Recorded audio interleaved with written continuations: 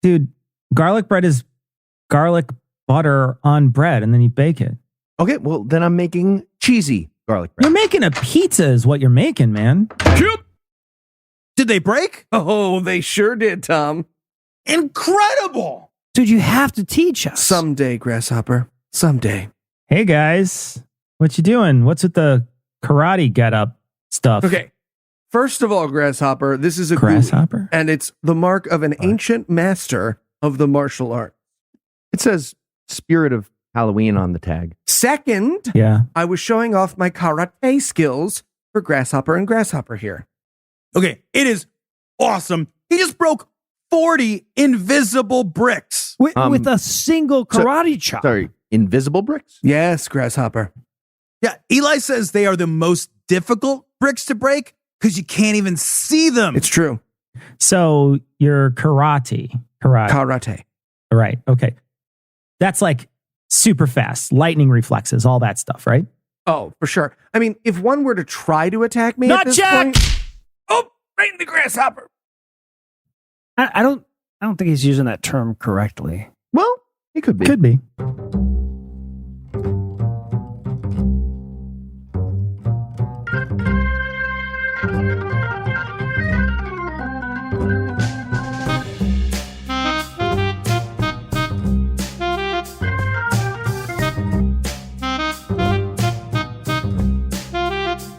Hello and welcome to Citation Needed, the podcast where we choose a subject, read a single article about it on Wikipedia, and pretend we're experts because this is the internet. That's how it works now. I'm Cecil, and I'll be the master of this kumite, but I'll need my contestants. Kumite. But I'll need my contestants. I'm going to chant that every First up, creators of the Irish liver kick, Heath and Tom. Sweep the keg. You know, I do sometimes think about giving my liver a break, but mercy is for the weak. That's true. Also joining us tonight, two masters, one of blunt force trauma and the other of jiu-jitsu, Noah and Eli. Well, you know what they say. Hi-ya. Hi-ya.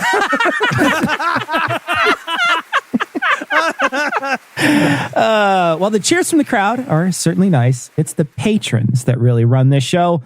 We can't thank you enough for helping keep it going week after week.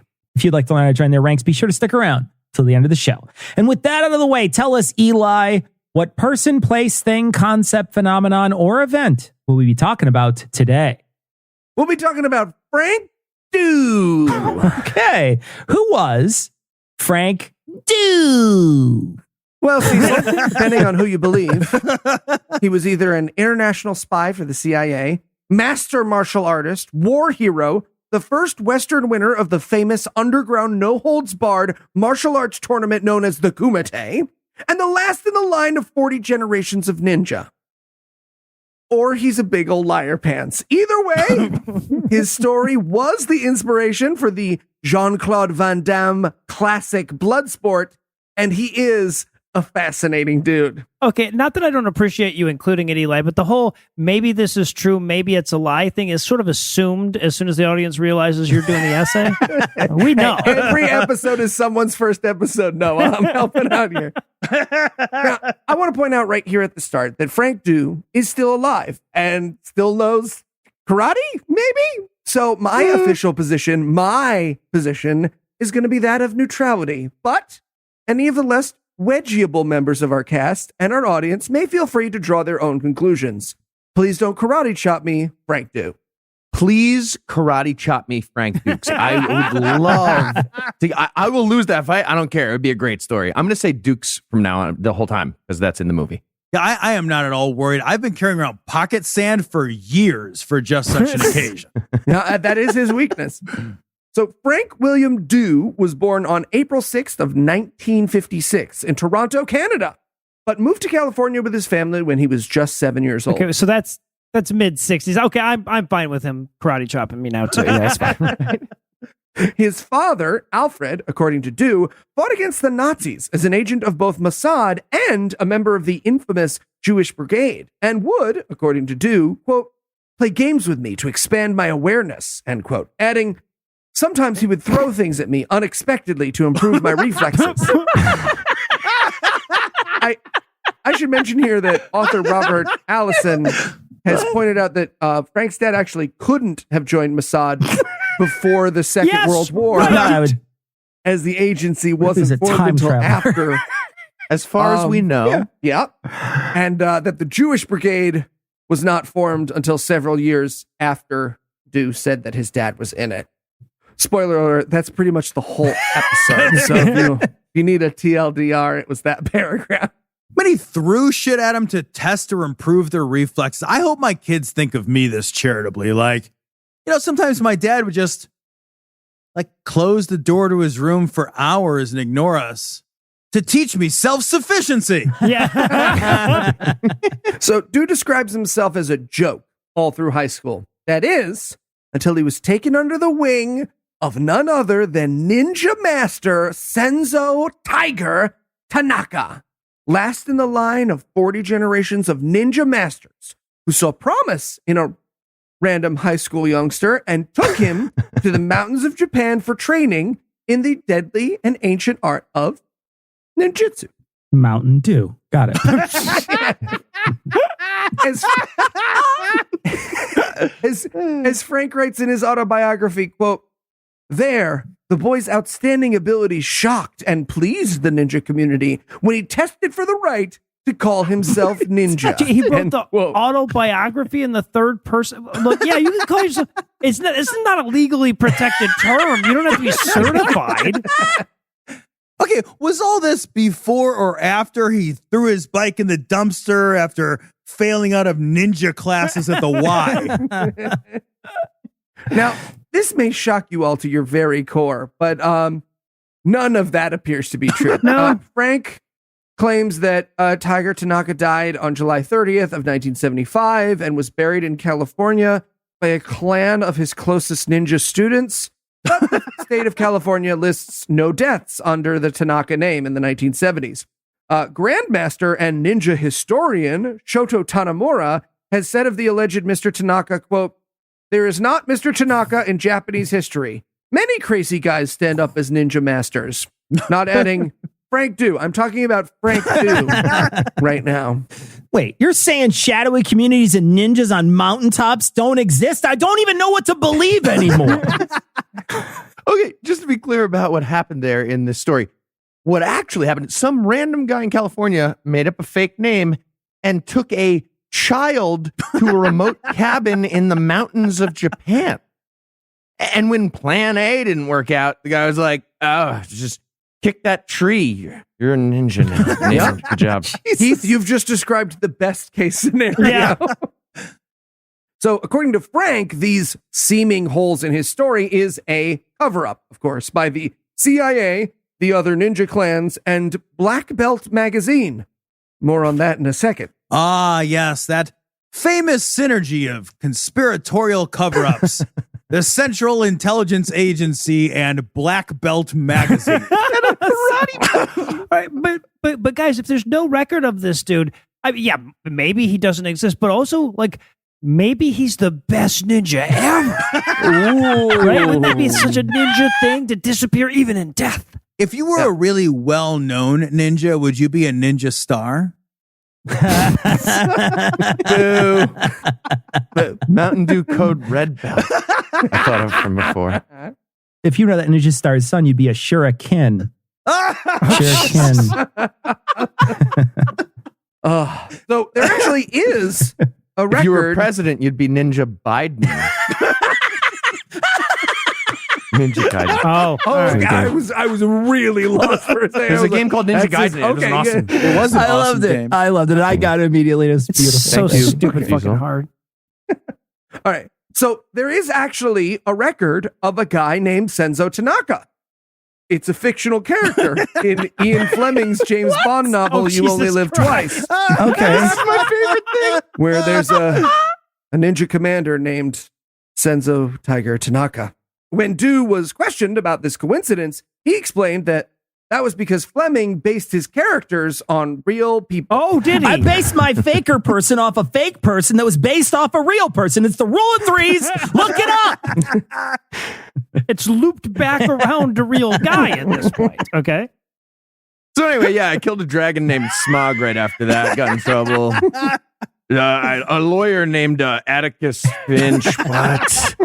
Got helped by Atticus. I'm the Great Gatsby. I don't know what's happening. Pirate named Ragnar. In 1975, Dew enrolled in the Marines. For those paying attention, that was the year that the alleged Mr. Tanaka allegedly died, and his alleged final wish was for Frank to participate in the infamous underground martial arts tournament, the Kumite. So, you remember how I put a pin in Black Belt magazine? Well, it was actually a guy named John Stewart's infamous article in Black Belt magazine that Frank Dew first told the story of the Kumite, and that's where the world first learned about it. The article, as you can imagine, was widely spread, even beyond the, divorced dads that usually make up Black Belt magazine's audience. And that, along with a letter of recommendation from the author of the article, is how Frank's story ended up being the topic of a Hollywood movie. Wait, a letter of recommendation from the author about the article he authored? To whom it may concern. Yep, that happened. Sincerely, the guy who got paid to say that it happened. Yeah, literally that. Yeah, so here's how that article in Black Belt magazine begins, which, by the way, you should absolutely read. It's everywhere and it's fucking batshit. Here's the first paragraph. For years, the rumors have circulated.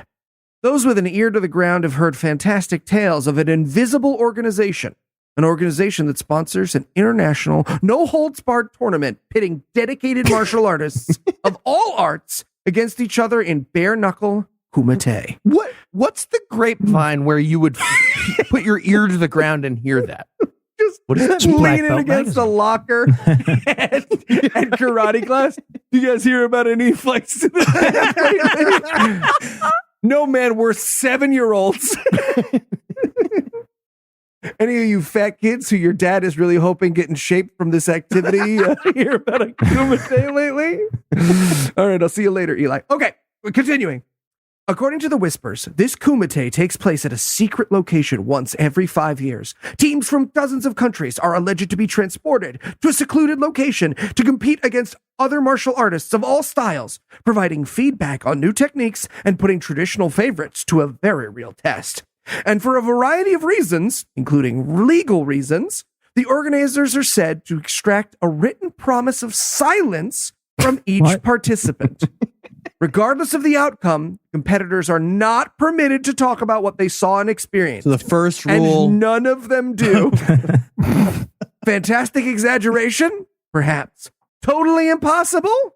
Not at all. Because one member of the organization has received permission to talk publicly about such an event. The martial arts world may gain an insight into the reality that has fueled these continuing rumors. And although it may come as a shock to some that these rumors have a basis in fact, the actual truth is not so startling as it would seem at first.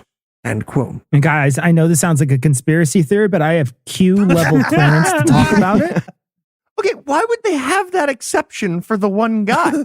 Yeah. They're just like reading their own bylaws. Okay, yeah. So, okay, don't talk about Fight Club, got it. But rule number 37, if a guy ninjas really hard, he can do one article. Who wrote that? Why would that? Jesus, it's let him do an article. never a good sign when your entire opening paragraph is filled with variations on, I know it sounds like I'm full of shit, but hear me out.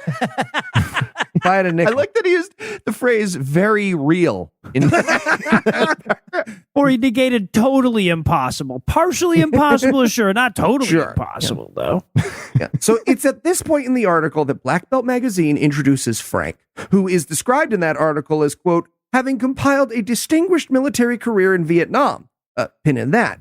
And Frank describes the tournament in excruciating detail. He talks about the rules, the playing surface, the tactics that competitors had to use, even the organization behind the tournament, the International Fighting Arts Organization, or the IFAO, or the IFAOA, or the IFAO. Pin in that as well. Wait, the playing surface, was that not the ground? Just the ground? Like, okay, guys, it says here we are fighting to the death in bloody hand-to-hand combat, but Oh, it's actually in a dance club filled with bubbles. That's a nice touch. Okay, Tom, if you've seen the movie, you know it's this Yeah, the movie. crazy It's V-shaped like canvas. thing for no reason. It's Yeah. like a big Craftmatic adjustable bed that everybody fights on.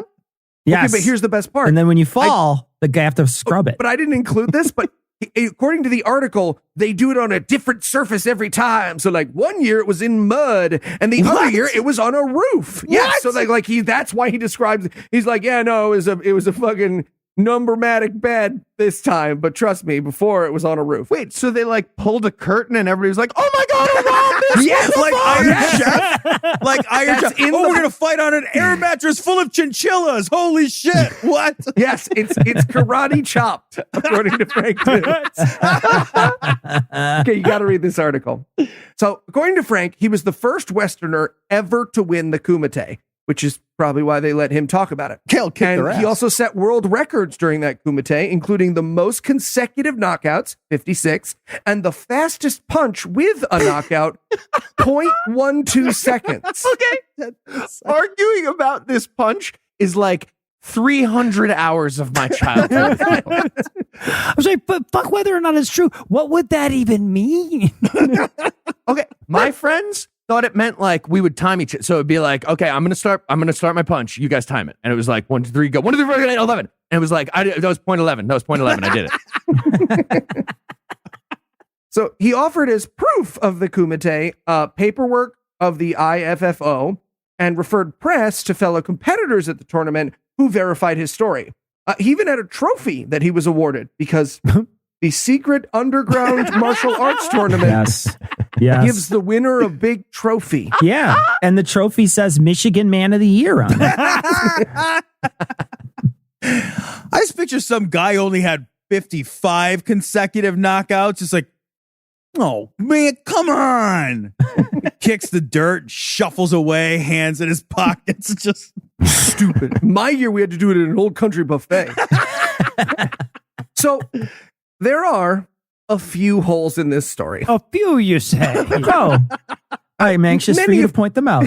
Many have pointed out that keeping a giant mixed martial arts tournament where people regularly die a secret seems unlikely. Like, even if the competitors all kept their pinky promise, it seems unlikely that all the hotel managers and venue owners and caterers and I don't know, fucking blood wipers would do the same. Kenneth Wilson, a spokesman for the Ministry of Sports in the Bahamas, where the Kumite that Frank attended was supposed to have taken place, said of the tournament, quote, "We have no recollection of such a tournament. We would know. No, never. It can't happen." End quote. yeah, we would know. I mean, obviously they'd need to register their illegal blood sport with the Ministry of Sports, or we wouldn't be able to order commemorative beer koozies. So Right. we would know. Also, remember the IFAO? Well, when the LA Times looked into that organization, the only member of point of contact they could find for it was Frank Dew.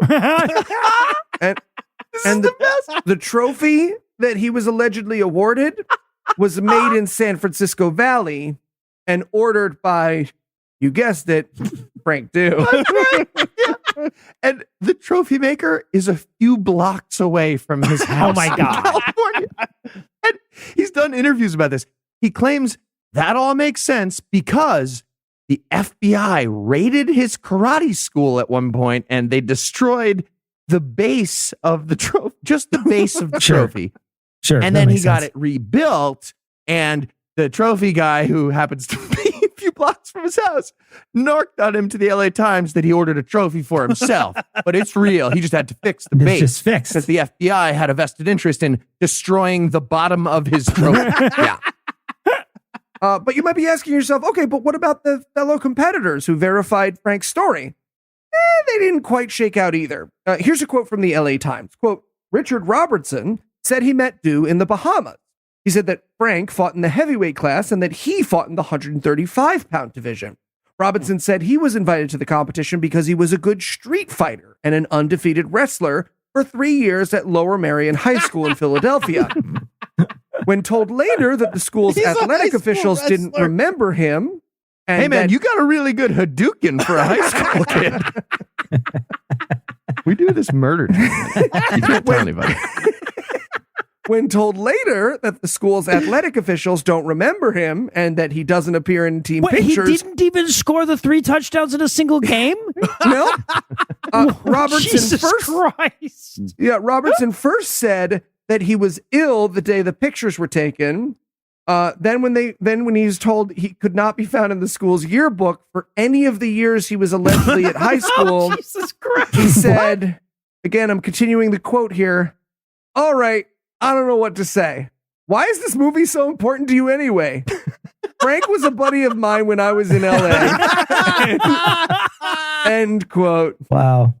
Well, while we comb through the NYU yearbook to look for Eli's picture, we're going to take a little break for some apropos of nothing.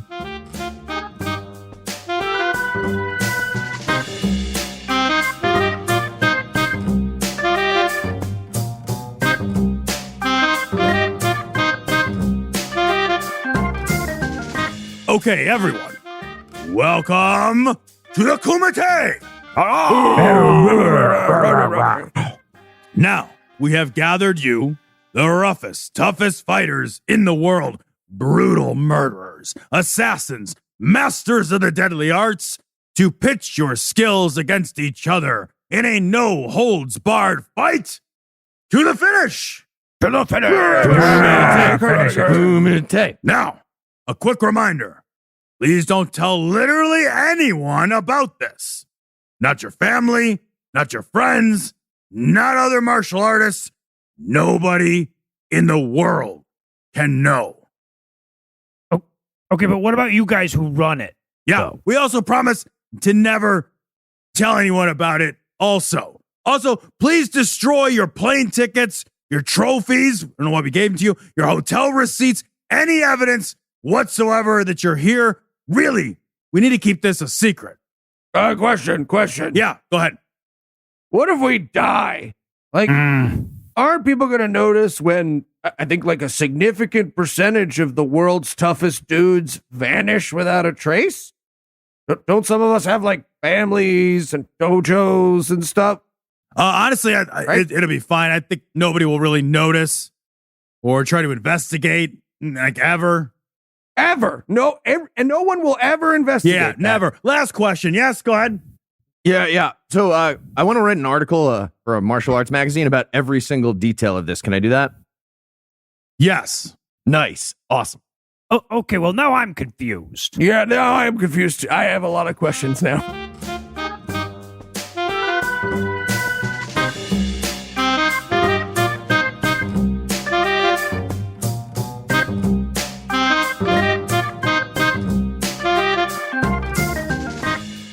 When we left off, we were searching for a secret underground fisticuff murdering tournament that happened on a community of ninjas high on a mountaintop. What happened next, Eli?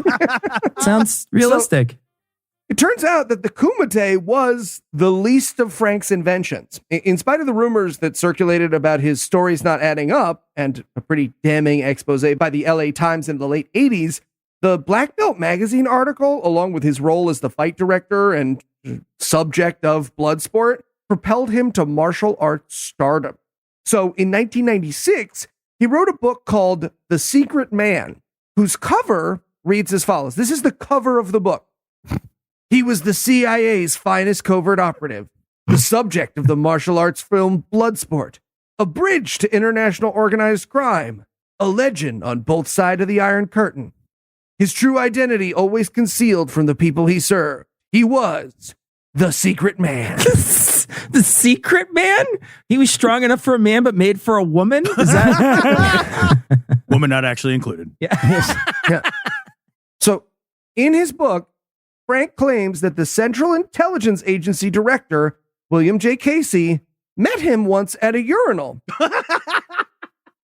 He introduced himself as the, quote, head of the fucking CIA Right, and like he recruited did. him as a covert operative.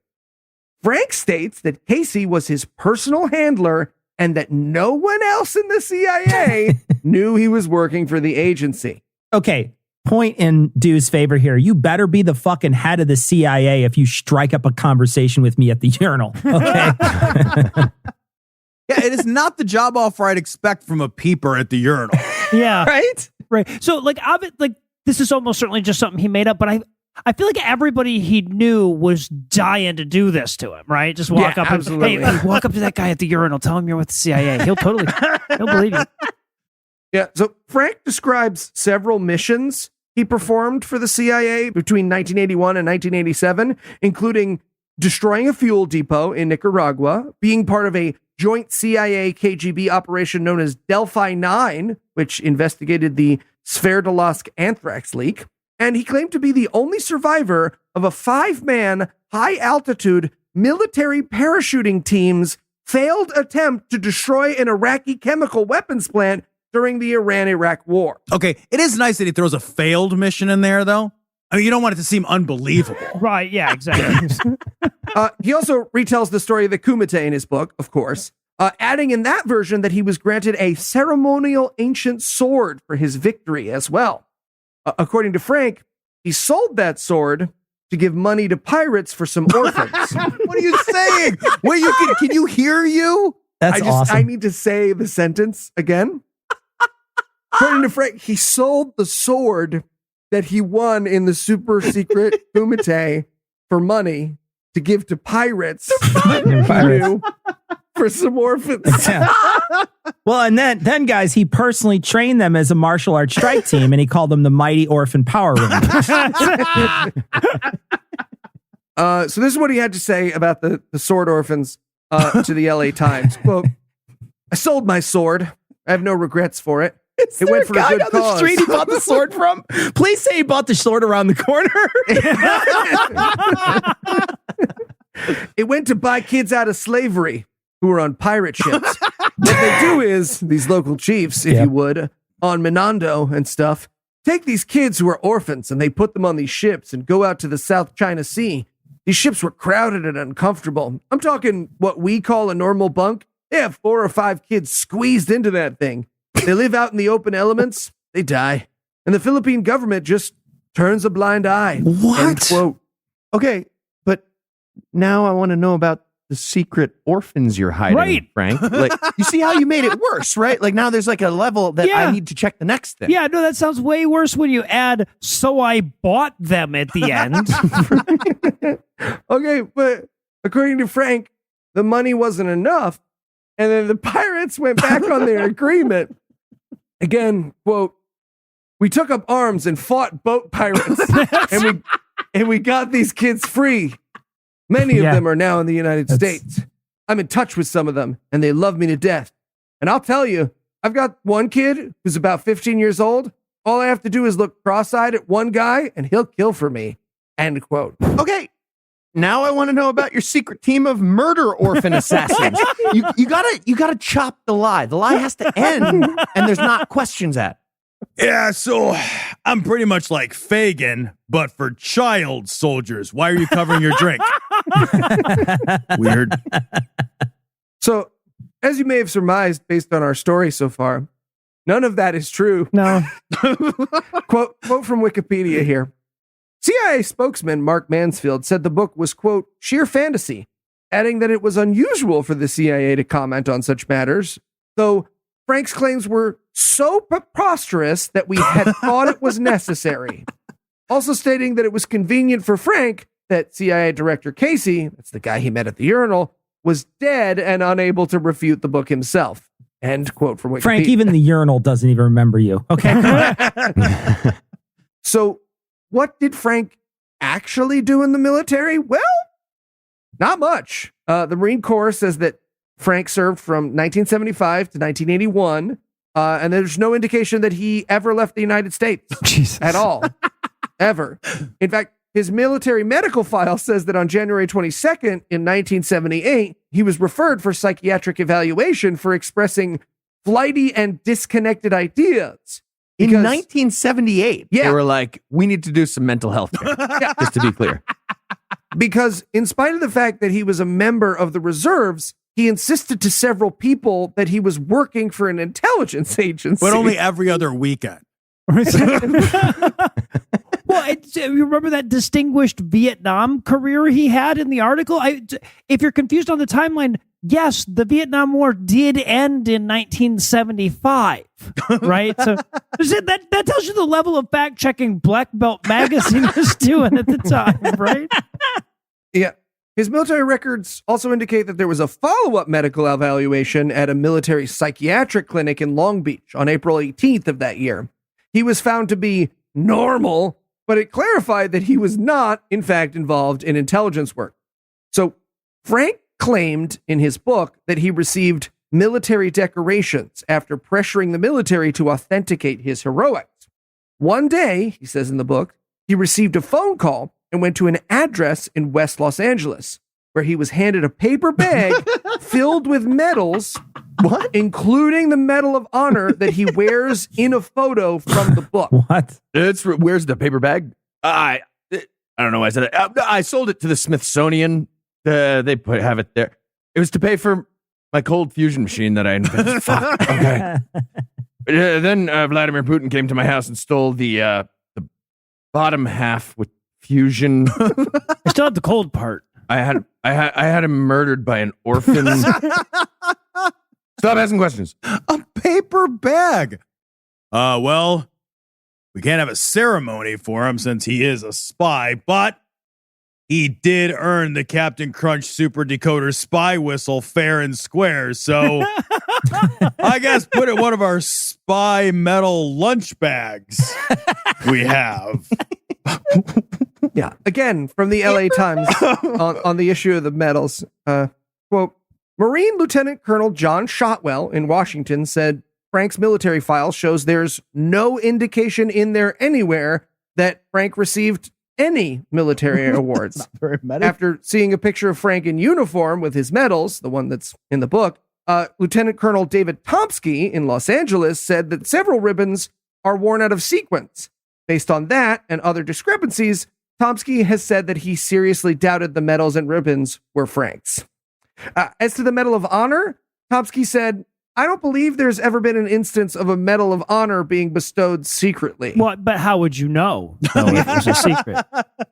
He also pointed out that the medal Frank is wearing in the photo in his book is an Army medal, not a Marine medal. Jesus Christ. Huh. Again, from Wikipedia, quote, questioned about the photograph in 1988, Frank told John Johnson from the Los Angeles Times he was not able to get the military to explain why he was awarded a medal from the wrong service, though in later years he changed his story to say that the uniform was just a Halloween costume. End quote. Okay. In fact, He went as a better Marine than him? yeah. in fact, He went as a Marine going as an Army guy who got an award. right, yeah.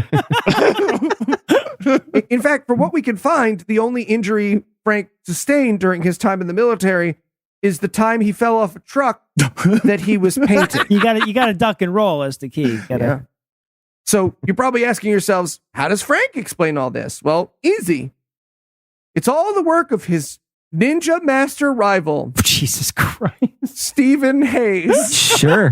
Oh, I thought it was going to be Steven Seagal. I was going to get so excited. Oh, no, although there is a Steven Seagal connection, which I left out of the essay. Stephen Hayes is a white guy from Ohio who's also a ninja master, take it serious, Sure. who is Frank's sworn enemy. All right. According to Frank, Got it. Hayes, the CIA, the ninja clans, his defeated opponents from the Kumite, and the United States military have planted these things to discredit him.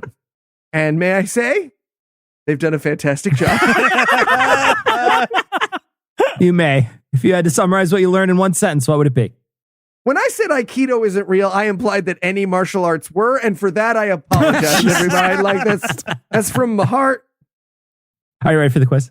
As ready as a cross-eyed orphan. All right. Eli, what is amazing about this story is that it actually makes other martial arts liars we've done episodes about seem more credible. That said, which of our previous episodes about nunchucks liars would win in a fight? Ooh. A, Andrew Thornton II from the Pablo Escobar episode. B, Steven Seagal, Aikido master and inventor of the term Jodo. C, Frank Du. D, it's not Frank. B, Steven Seagal, sheriff deputy. Sure, whatever. All right, I've got one, and you already alluded to one of the answers here. Here you go, Eli. Which of the following is not an actual claim that Frank Dew continues to make to this day? A, that he holds the record for fastest kick in the IFAO Kumite at 72 miles per hour. What they got? Holding that gun's a real bitch. Yes, What? yeah, they have So radar guns hard. for What? every kick. B, that he won 66 tug of war matches while standing on one leg. Mm-hmm. C, It's true. that he once thwarted an assassination attempt on Steven Seagal. Mm-hmm. Or D, that he is the first and only human being to ever punch through bulletproof glass. No, Those are so that is amazing. secret answer E, all of the above. It is secret answer E, all of the above. That is It's the all on best. his fucking website. It's insane. Oh, it's the best shit ever. There's a video of him trying to do because the tug of war thing on one leg is a magic trick, and there's a video of him trying to do it to a guy who knows how it works. He just fucking kicks him over. It's the fucking best. Who was trying to kill Steven Seagal? That Stephen Haynes guy. The Haynes guy from Ohio was trying That's to right. It's his arch nemesis. Haynes Were you couldn't even listening? do it. Were Yeah. you not Frank listening? was Heath? trying to do it himself, and then he thwarted himself. Jesus. Just an orphan in the background mouthing the word no with a single tear. For you, All right, Eli, I got one more for you. Yeah. What's the best conspiracy-based fighting style in the world? A, men in black belts. B, Shotokan trails. C, Kill Bilderberg. D, 5G Kundo.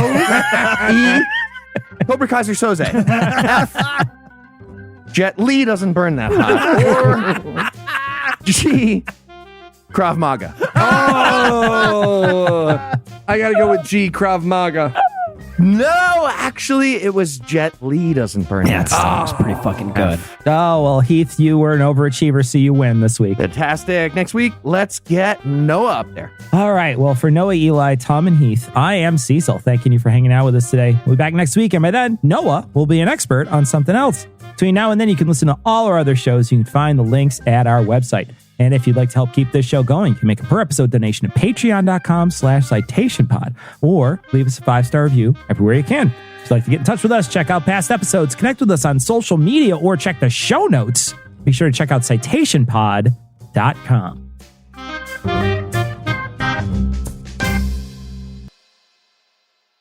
Well done, Frank. You won the most karate punches. Yep. Remember, please keep this tournament a secret forever and ever. We will all do the same. Okay, can I show people my trophy? Yeah, of course. Trophy. Nice. See, now I'm confused again. I'm also still confused. Me too. This podcast is sponsored by Talkspace. You know when you're really stressed or not feeling so great about your life or about yourself? Talking to someone who understands can really help. But who is that person? How do you find them? Where do you even start? Talkspace. Talkspace makes it easy to get the support you need. With Talkspace, you can go online, answer a few questions about your preferences, and be matched with a therapist. And because you'll meet your therapist online, you don't have to take time off work or arrange childcare. You'll meet on your schedule, wherever you feel most at ease. If you're depressed, stressed, struggling with a relationship, or if you want some counseling for you and your partner, or just need a little extra one-on-one support, Talkspace is here for you. Plus, Talkspace works with most major insurers, and most insured members have a $0 copay. No insurance? No problem. Now get $80 off of your first month with promo code SPACE80 when you go to Talkspace.com. Match with a licensed therapist today at Talkspace.com. Save $80 with code SPACE80 at Talkspace.com.